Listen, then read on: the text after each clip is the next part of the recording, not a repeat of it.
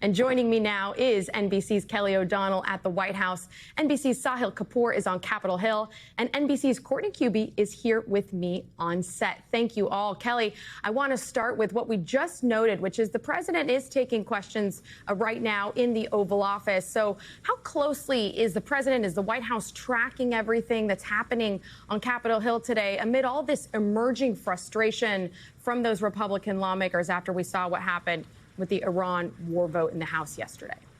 Well, good afternoon, Monica. Certainly the White House is keeping an eye on that, but does not seem to be particularly concerned about what the pushback may be among Republicans and lawmakers on Capitol Hill when it comes to the issue of the Iran war. The president has really focused on other things. So far hasn't really discussed that in his exchange with reporters. He did apparently make a little bit of news in giving some additional insight on his views related to Bill Pulte, and you had referenced that, naming Pulte, who's been in a housing role, to serve as the acting director of national intelligence, a role that certainly oversees all of the U.S. government's 18 intelligence services. And the law that set up that position requires that the person have relevant experience, even in an acting position, which, at least on the surface, we have no awareness of Pulte having any such experience. The president today is saying that he is smart, that he likes him, that he might be able to find out information related to election integrity from an intelligence perspective, but also seemed to indicate that acting is what he has in mind, not as a permanent position, saying to reporters that he thinks Pulte doesn't want to be in that particular role long term. But we are still having this information come in as the president's taking questions, processing that as we're talking with you. But we'll keep you posted on any other newsmaking moments that come from the president's Q&A. Acting is interesting, but still probably would be in the role perhaps throughout the midterms, which is, of course, a huge topic of conversation with what you just pointed out. Kelly, thank you for that. Sahil, what do you make of Republicans' willingness to rebuke the president right now? What is the mood like on Capitol Hill among those Republicans?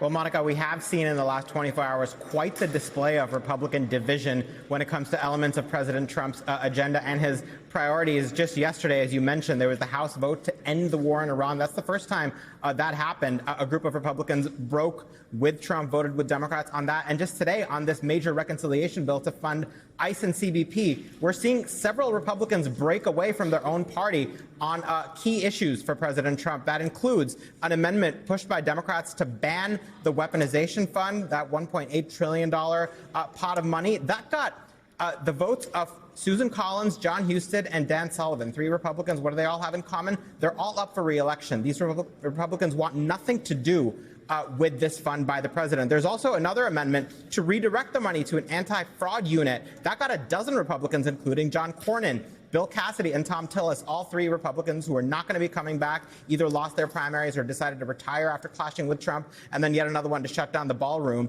got 6 Republicans, including the same 3 who are up for re-election that I mentioned. Finally, Monica, we saw Senator Bill Cassidy, who recently lost his primary, join a legal brief with the Democrat Cory Booker to argue against the constitutionality of the weaponization fund, calling it an immediate and dire threat to our constitutional order and the authority of Congress.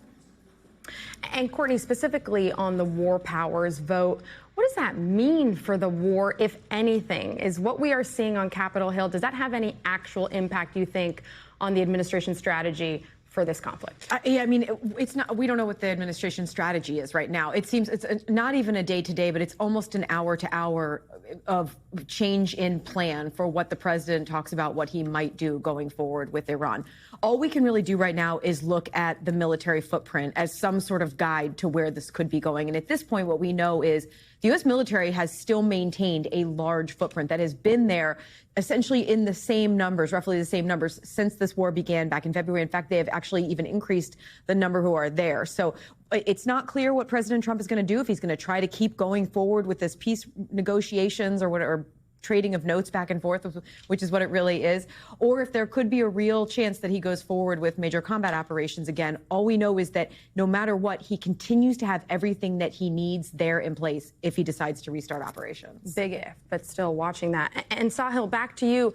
As we're watching the president, who has been talking about nominating Todd Blanche to be the attorney general now in a permanent capacity, that nomination still has to go through the Senate Judiciary Committee, right? So, and that includes Senator Cornyn and Senator Tillis, both of whom were essentially ousted by the president. So tell us more about what Blanche's path could actually look like here.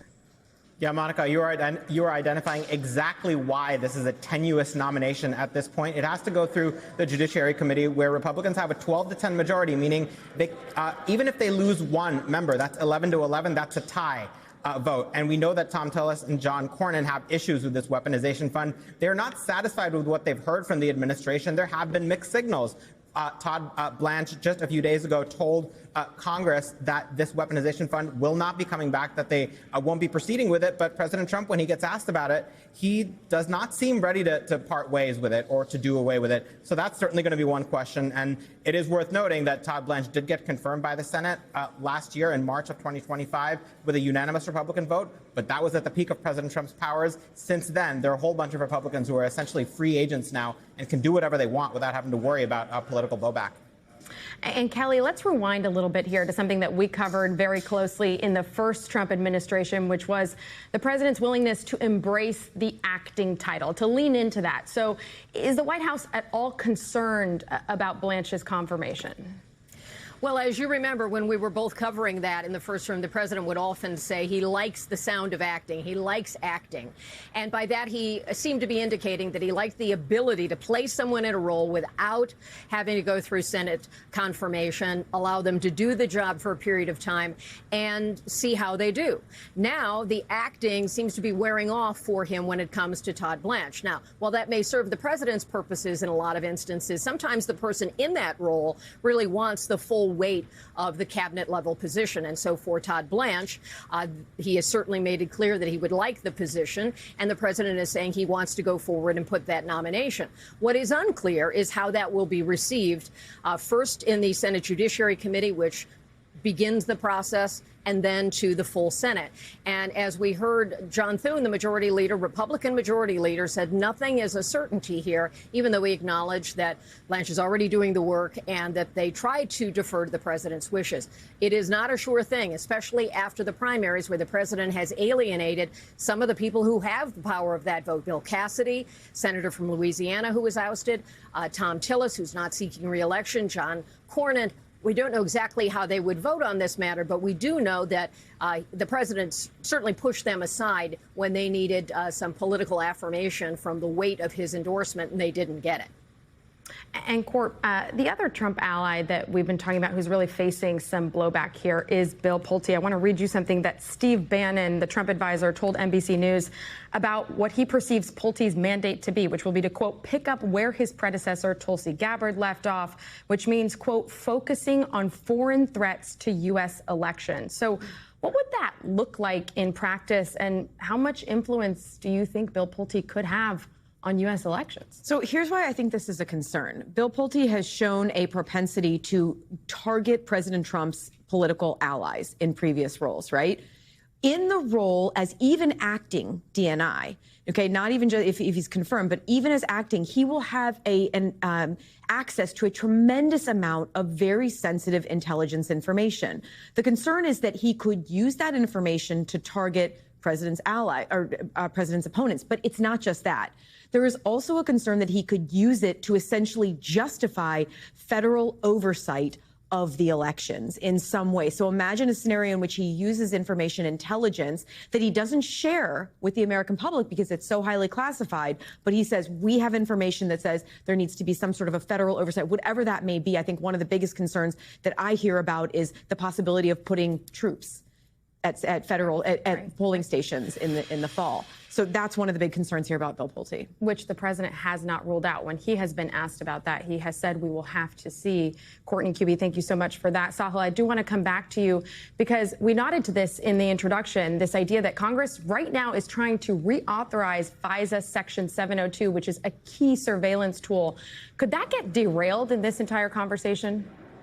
It certainly faces a rocky road, Monica. It already was in a difficult position because there's been this perennial battle between privacy hawks and security hawks about how exactly to reauthorize FISA Section 702. But the Bill Pulte matter has further complicated this severely because he would be in charge of this extraordinary power. And top Democrats have communicated internally that it's going to be very difficult, if not impossible, for them to supply enough votes on the Democratic side, which is necessary in order to get this FISA Section 702 law renewed. So tenuous right now, the fact that Bill Pulte is an ally of Trump associated with, using government powers to investigate his perceived political opponents is not going to help get Democratic votes. And without Democratic votes, it does not have a path. Courtney, let's drill down a little bit more on something that you mentioned, which is what Bill Pulte could do in this role, specifically, though, when it comes to allies and their willingness to share intel with the U.S., especially sensitive intelligence. Do you think that that could have an impact here? Is that something you think we could see a change on potentially? Yeah, so one of the reasons that allies will often show a hesitance or even cut back on intelligence sharing is if they're worried that some of their sources and methods could be exposed by information. So we've already seen this happen under the Trump administration. You'll remember about a year or so ago last spring, there was a time where some NATO allies were talking about curbing some intelligence sharing with the United States because President Trump was showing increasingly or perceiving to be closer to Vladimir Putin, and they were worried that some of their sources and methods, their collection methods, might somehow be exposed to Russia or to the public. And so because we have someone like Bill Pulte potentially in this very sensitive role, he may not have a recognition or an understanding of just how sensitive some of that information could be and how, if in fact he were to release some of it, it could put people's lives in danger among some of the U.S. allies. So I wouldn't be surprised. I've not heard anything about that at this point, but I wouldn't be surprised if that's the kind of thing that we see going forward, if in fact he ends up in the job for an extended period of time. Yeah, we'll be watching that closely. Very high stakes. Thank you to Kelly, Sahil, and Courtney. We thank you for watching. And remember, stay updated on breaking news and top stories on the NBC News app or watch live on our YouTube channel.